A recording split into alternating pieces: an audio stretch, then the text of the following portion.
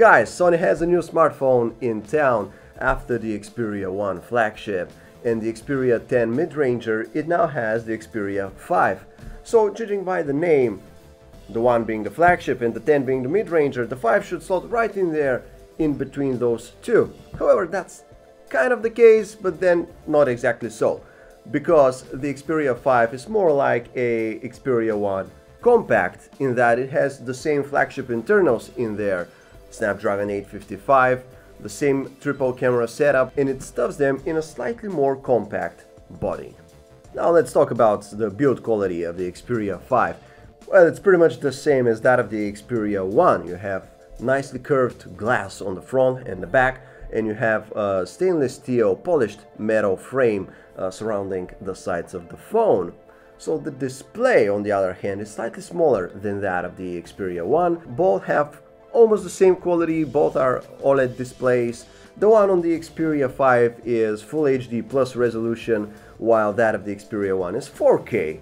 But both are OLED, and the one on the Xperia 5 is 6.1 inch, and that on the Xperia 1 is 6.5 inch. So the one on the 5 is slightly smaller. In terms of the aspect ratio, yes, it's the same weird hyper-wide 21:9 aspect ratio, which is probably okay for certain movies on Netflix, but overall it has that weird super wide factor to it. So is the Xperia 5 really an Xperia 1 compact? Well, yes and no. The differences between the two, first being the slightly smaller screen resolution on the Xperia 5, then the battery capacity is slightly smaller because the phone itself is slightly smaller, and that's pretty much the extent of it when it comes to the differences between the two.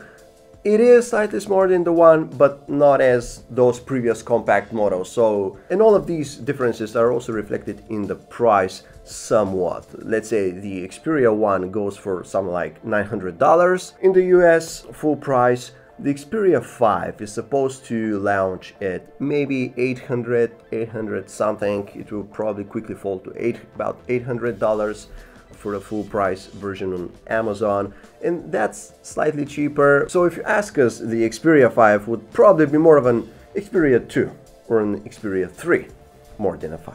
So even though the camera hardware in the Xperia 5 is exactly the same as that in the Xperia 1, that being three 12 megapixel cameras which are standard, telephoto for zooming, and ultra wide for those very wide shots.